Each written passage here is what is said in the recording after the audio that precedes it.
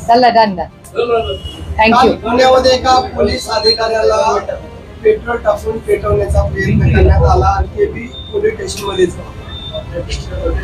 Law and order म्हणजे आज राज्यामध्ये जी परिस्थिती आहे अतिशय गंभीर आहे. पुण्यामध्ये सातत्याने क्राईम वाढतोय. मग पोस्टचा ऍक्सिडेंट असेल, कालची घटना असेल, महिलांवर होणारे अन्याय आणि अत्याचार असतील. पुणे आणि महाराष्ट्रामध्ये डेटा सांगतो, मी आरोप करत नाहीये, पण जर तुम्ही सगळा डेटा पाहिला महाराष्ट्राचा तर केंद्र सरकारचा डेटा सांगतो की महाराष्ट्रात क्राईम वाढलेला आहे आणि त्याचं एपिसेंटर आधी नागपूर असायचं, आता पुण्यामध्ये. मग ड्रग्ज असू दे, हिट अँड रन केस असू दे, काल पोलिसांवर झालेली जी घटना असेल ती असू दे, अतिशय पुण्यामध्ये आणि महाराष्ट्रामध्ये क्राईम हा सातत्याने वाढतोय आणि अतिशय काळजीची ही परिस्थिती महाराष्ट्रात आहे. वॉशिंग पावडर, दुसरं काय बोलणार.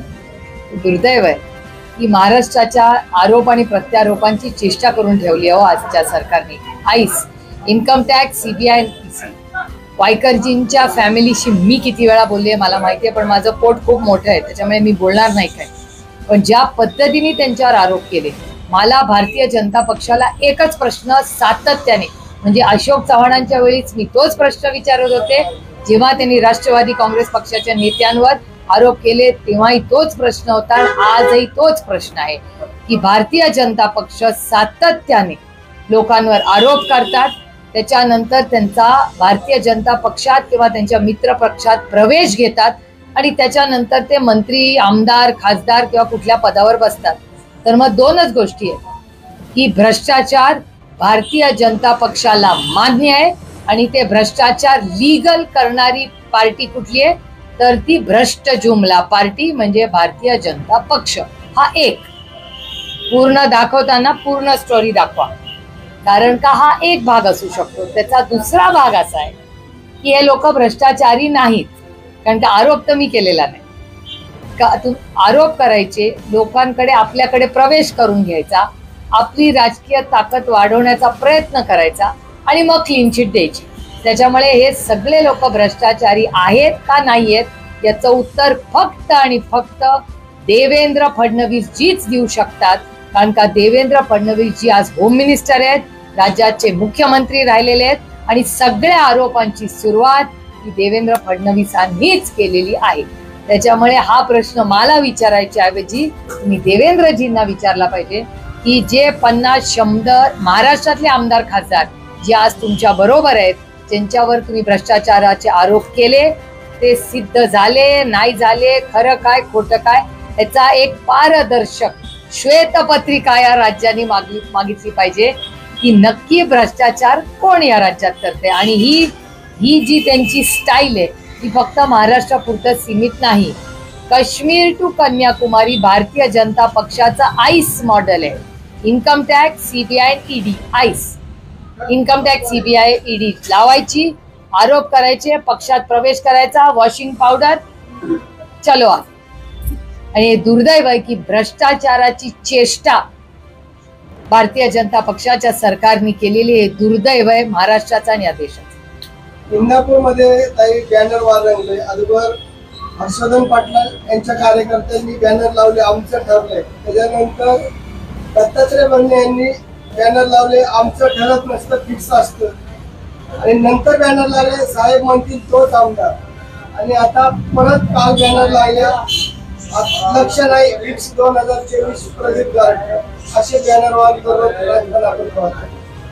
मला असं वाटतंय की बॅनरमुळे, ते छापल्यामुळे तिथल्या प्रिंटरला 2 पैसे मिळत असतील तर मला त्याचा आनंद आहे. पण इंदापूरची मायबाप जनता अतिशय सुज्ञ आहे की जो निर्णय घेईल तो योग्यच असेल.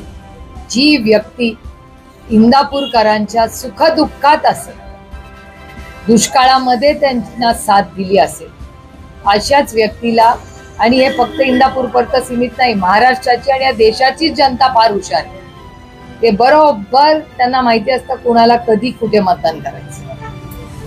ताई तुम्ही काल अजितदादांना एक पत्र दिलं आहे, जिल्हा नियोजन समितीची कामं तुमची होत नसल्याचं मी म्हटलं. पालकमंत्र्यांना दिले, मी अजित पवारांना इंडिव्हिज्युअल पत्र नाही लिहिलेलं. पालकमंत्री म्हणून मी अजितदादा- पालकमंत्री म्हणून या राज्याचे माननीय उपमुख्यमंत्री श्री अजित पवार यांना मी पत्र लिहिलेलं आहे. याचं कारण असं की अमोल कोल्हे आणि मला आम्ही अनेक कामं, आमची वैयक्तिक कामं एकही नाही.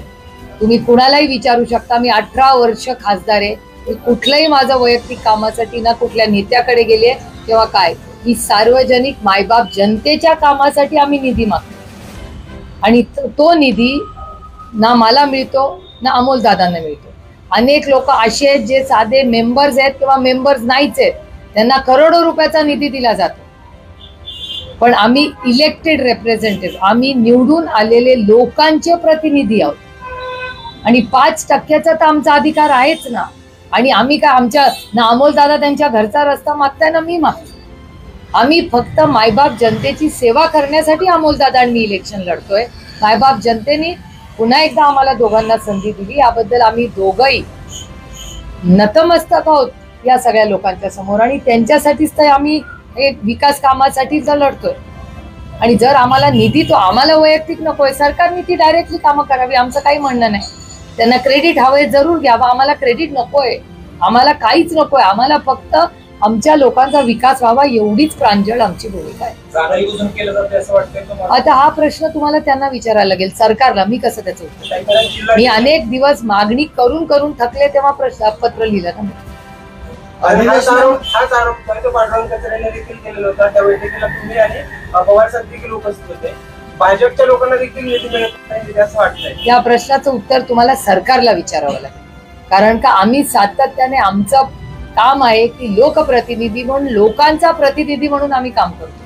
हा निधी आम्ही लोकांच्या सेवेसाठी आणि विकासासाठी मागतो आणि तो सगळा पारदर्शकपणे त्यांच्या समोर आहे. त्यामुळे त्यांनी ही आणि आमच्या अधिकाराची आहे एवढीच आमची माफक अपेक्षा. अधिवेशनामध्ये शेतकऱ्यांना भरघोस अशी आश्वासनं देण्यात आली, परंतु प्रत्यक्षात ती आता अंमलात येतील असं वाटतंय तुम्हाला? बजेट हे इलेक्शनच्या आधीचं बजेट आहे, त्याच्यामुळे अर्थातच त्याच्यात प्रचंड झुमले येणार हे अपेक्षितच होतं, म्हणजे मला तरी अपेक्षितच होतं. आणि अशा परिस्थितीमध्ये इलेक्शन म्हणजे विधानसभा लोकसभेमध्ये झालेली परिस्थिती आणि येणारी विधानसभा लक्षात ठेवून त्यांनी अनेक निर्णय घ्यायचा एक प्रयत्न केलेला आहे. पण सगळ्यांनाच माहिती आहे, म्हणजे काल पण मला काही महिला भेटल्या आणि म्हणल्या आम्ही पटपट फॉर्म करून घेतोय ताई, माहिती नाही पुढे या स्कीमचं काय. त्यामुळे या सरकारवर दुर्दैवाने या ट्रिपल इंजिन, मी तरी त्यांना अजून ट्रिपल इंजिन समजते, कारण का 3 पक्षांचं ते सरकार आहे, ते स्वतःच आता डबल इंजिन म्हणायला लागले. त्यामुळे नक्की किती इंजिनचं सरकार आहे मला माहिती नाही.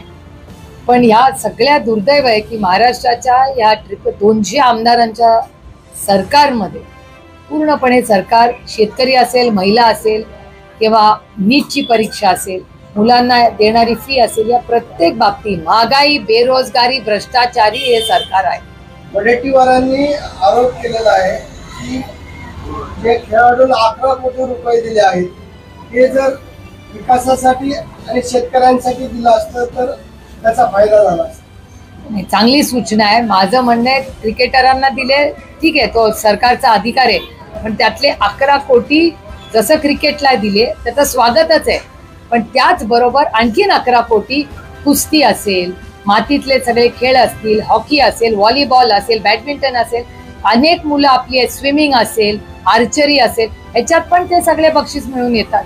ते एक सरसकट का नाही एक महाराष्ट्र सरकार पॉलिसी करत की जो देशाच्या पातळीवर किंवा इंटरनॅशनली काही खेळून येईल त्याचा आम्ही मान सन्मान करू, एकच बक्षीस ठेवा सगळ्यांना, त्याचं स्वागत करीन. राज्यात लवकरच महाविकास आघाडीचं सरकार येणार आहे आणि यामध्ये बाळासाहेब थोरात मुख्यमंत्री होतील असं वक्तव्य त्यांची कन्या जयश्री थोरात यांनी. अर्थातच तिला जर तिला वाटत असेल तर त्याच्यात गैर काय, पण महाविकास आघाडी सरकार बदलणार आहे का महाराष्ट्रातलं, तर हो, महाराष्ट्रातलं सरकार बदलणार आहे ऑक्टोबरमध्ये. कुठल्या कारणामुळे बदलेल असं तुम्हाला वाटतं? नाही, अर्थातच महागाई, बेरोजगारी, भ्रष्टाचार, शेतीचा तुम्ही बघताय काय परिस्थिती आहे, दुधाला भाव आहे का, साखरेची परिस्थिती, सातत्याने बदलणारी त्यांची पॉलिसी, कांद्याचं सगळंच तुम्ही पाहिलेलं काय झालेलं आहे. त्याच्यामुळे बेरोजगारी, महागाई भ्रष्टाचारी हे सरकार आहे. कालच मला कोणीतरी सांगितलं हे सरकार MBBS आहे, महागाई, बेरोजगारी, भ्रष्टाचारी सरकार. पण मला डॉक्टरांना दुखवायचं नाहीये, कारण का त्या व्यक्तीने मला सांगितलं MBBS सरकार झाले. म्हटलं बिचारा ते MBBS लोकांची का तुम्ही बदनामी करताय, दुसरं काहीतरी शोधा नाव.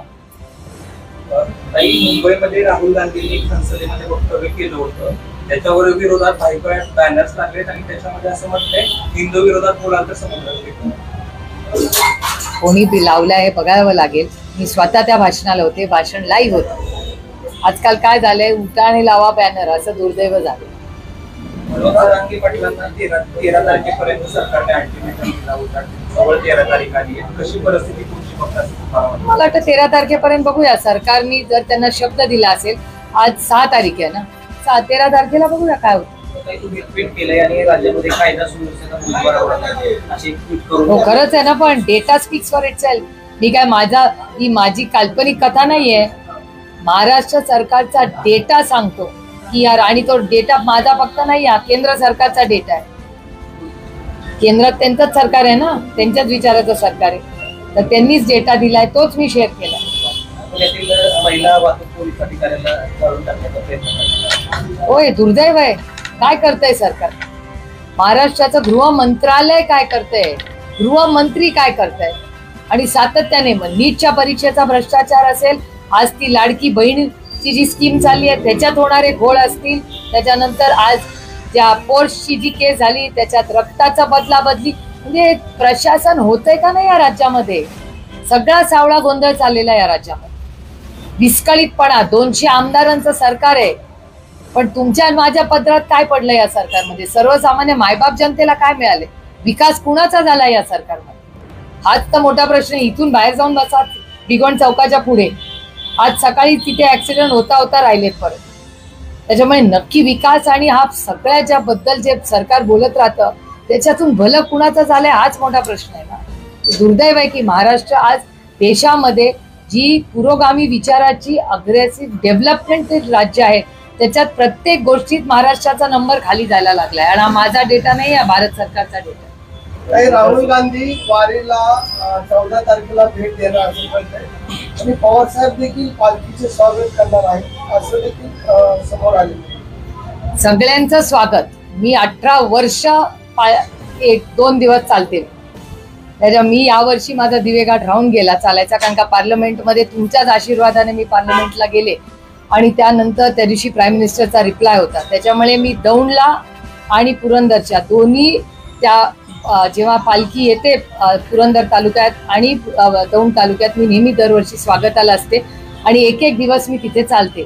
यावर्षी आदरणीय पवार साहेब त्याच्यासाठी येत आहेत, ही आमच्यासाठी खूप आनंदाची गोष्ट आहे. राहुलजी येत आहेत, महाराष्ट्राचे माननीय मुख्यमंत्री येत आहेत आणि महाराष्ट्राचे माननीय मुख्यमंत्रीही होत आहेत. त्याच्यामुळे अतिथी देवो भव, सगळ्यांचं पालखीमध्ये स्वागत. संसदेमध्ये आक्रमण झालं, एकंदरीत लोक मागच्या वेळेसपेक्षा जो संख्या होईल आपलं वाढलेलं आहे, त्यामुळे कॉन्फिडन्स सगळ्यामध्ये दिसतो. हो, संख्येचा विषय नाही हा, नीटच्या परीक्षेमधला भ्रष्टाचार आहे हा. या राज्यातल्या देशातल्या मुलांच्या फ्युचरचा विषय. किती करप्शन होत आहे, भ्रष्टाचार आहे तो. किती अस्वस्थ आहेत पालक विचारा. करोडो मुलांच्या आयुष्याचा प्रश्न आहे हा, करिअरचा प्रश्न आहे. त्याच्यामुळे आम्ही मागण्या करत होतो, पण अतिशय असंवेदनशील सरकार आहे, त्यांना उत्तर द्यायला आवडत नाही, आणि चूक तर मान्य करणं तर अशक्यच आहे, यांच्याकडून अपेक्षा करणं पण चुकीचं. केंद्रामध्ये पुन्हा मोदी सरकार आलेलं आहे. आपण बघतोय की राज्यामध्ये ओबीसी आरक्षण असेल, धनगर आरक्षण असेल, मराठा आरक्षण असेल किंवा मुस्लिम आरक्षण, लिंगायत आरक्षण, याचा प्रश्न येणाऱ्या विधानसभेच्या निवडणुकीआधी केंद्र सरकार मार्गी लावल असं वाटतं. एक तर आजकाल ते मोदी सरकार म्हणत नाही, ते NDA सरकार म्हणतात. म्हणजे हा एक बदल झालेला आहे की स्वतःला ते मोदी सरकार म्हणत नाही, आणि मी म्हणत नाही. मी जे माझ्या कानावर पडलं, तुम्ही रेकॉर्डवर पाहिलं असेल, ते NDA सरकार म्हणतात आता. आणि NDA सरकारकडे मी अनेक वेळा हे तुमच्याही सगळ्या चॅनल्सवर म्हणले, मराठा, धनगर, लिंगायत, मुस्लिम, भटक्या विमुक्त समाजाचे सगळ्यांचे जे काही आरक्षणाचे प्रश्न आहेत त्याचे कॉम्प्रिहेन्सिव्ह बिल करा. ती इथून महाराष्ट्रातून ते कॉन्स्टिट्यूशनल अमेंडमेंट त्याला लागणार, तर इथून सगळ्यांनी महाराष्ट्र सरकारने ते पूर्ण बिल करून पाठवावं दिल्लीला. राष्ट्रवादी काँग्रेस पक्ष आम्ही पूर्ण ताकदीने महाविकास आघाडीच्या वतीनेही मी सांगते की आम्ही ताकदीने त्याच्या सरकार बरोबर आम्ही उभं राहू, पण त्याच्यासाठी एक कॉम्प्रिहेन्सिव्ह बिल महाराष्ट्र सरकारने दिल्लीला पाठवलं पाहिजे. अजूनही वेळ आहे, इथे 200 आहेत आणि तिथे आम्ही त्यांना सपोर्ट करू. त्याच्यामुळे मराठा, धनगर, लिंगायत, मुस्लिम आणि भटक्या विमुक्त समाजाच्या आरक्षणाबद्दल आम्ही चर्चेला, मार्ग काढायला आणि मतदान करायला पूर्ण ताकदीने असेंब्ली आणि पार्लमेंटमध्ये तयार आहोत. महाराष्ट्र सरकारने प्रस्ताव आणावा. काही शिवसेना चिन्ह आणि पक्ष तसंच राष्ट्रवादी पक्ष आणि चिन्ह याच्यावरती सुप्रीम कोर्टामध्ये 15 आणि 16 जुलैला सुनावणी होणार आहे. आणि उद्या पण सोमवारी पण आहे, मी चालले दिल्लीला. विधानसभेच्या निवडणुकीच्या निकालाआधी निकालाची शक्यता आहे आणि यामध्ये या अगोदर जे विवाद झालेत यावर तुम्हाला काय वाटतं? मला काय वाटतं हा विषय नाही, सत्य काय आहे त्याला महत्व आहे. मला काय वाटतंय कोई मायने नाही रखता. सत्य काय आहे? सत्य की बाळासाहेब ठाकरेंनी, आदरणीय बाळासाहेब ठाकरेंनी पक्ष स्थापन केला. हयात असताना त्यांनी स्वतःचा उत्तराधिकारी हे उद्धवजींना ती जबाबदारी दिली. त्यामुळे शिवसेना हा पक्ष अर्थातच उद्धवजींचाच आहे आणि ते चिन्हही त्यांचं आहे. राष्ट्रवादी काँग्रेस पक्ष याचा फाउंडर, त्याची स्थापना आदरणीय शरद पवारांनी केली आणि अर्थातच तो पक्ष ज्या चुकीच्या पद्धतीने दोघांकडून काढून घेतला. आणि तुम्ही बघाल आता ते विसरतात, जेव्हा ते चिन्ह लावतात त्या चिन्हाच्या खाली लिहायला पाहिजे त्यांनी की मॅटर इज सबज्युडिस. ते लिहित नाही. कोर्टाने त्यांना आदेश दिलेले आहेत की जिथे जिथे चिन्ह वापराल, राष्ट्रवादी काँग्रेस पक्ष ते घड्याळवाले, ते जे आता घड्याळ वापरतायत त्यांना सांगितलेलं आहे. परवाही त्यांनी व्हिडिओ टाकला, त्याच्यात त्यांनी खाली टाकलेलं नव्हतं. हा कोर्टाचा अपमान आहे. कोर्टाची ऑर्डर आहे, त्याच्या विरोधात ते लोक काम करतात आणि आम्ही हा इश्यू कोर्टात रेस करणार. हिंदी में जानना चाहेंगे रविंद्र? थांबा, मराठी का पुरा होने दो.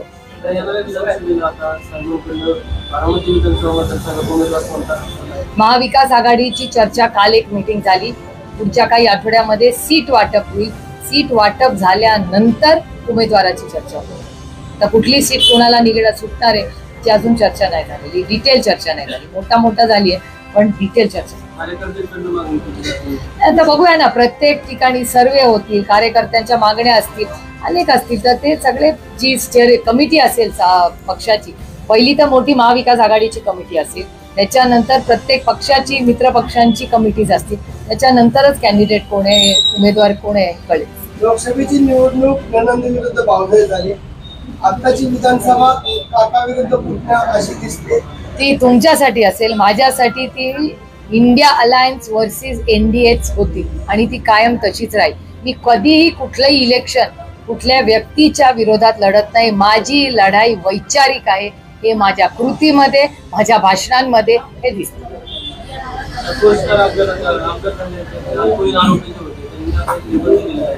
तो आत्ताचा नाही, जुना, त्या दिवशी ज्या दिवशी अटक झाली त्या दिवशीचा आहे निबंध. नाही, तो आलाय बाहेर आता, पण लिहिला आधीच आहे. माझं म्हणणं आहे की आता काय निबंध लिहिलाय याच्यात मला काही इंटरेस्ट नाही. 2 मुलं जी पुण्यामध्ये येऊन नोकरी करत होती, स्वतःच्या मेरिटवर काम करत होती, त्यांच्या ज्या पद्धतीने क्रूर हत्या त्या 2 मुलांची झालेली आहे, ती कोणीही केलेली असेल आणि काही कारण असू दे, इज नॉट व्हॅलिड. अशा ज्या कृती होतात, ज्या चुकीच्या असतात, त्याला शिक्षा ही झालीच पाहिजे. हा देश नियम कायद्याने चालतो. कुणाच्या वडिलांकडे जास्ती पैसे आहेत किंवा सत्ता आहे त्याच्यावर हा देश चालत नाही. हा देश संविधानानेच चालतो आणि नियम कायद्यानेच चालला. महाराष्ट्र पोलीस न्यूज 24 साठी महाराष्ट्र प्रतिनिधी अतुल सोनकांबळे. अशाच नवीन अपडेटसाठी आता सबस्क्राईब करा महाराष्ट्र पोलीस न्यूज 24 या न्यूज चॅनलला. व्हिडिओ आवडला असेल तर लाईक, शेअर आणि कमेंट करायला विसरू नका. धन्यवाद.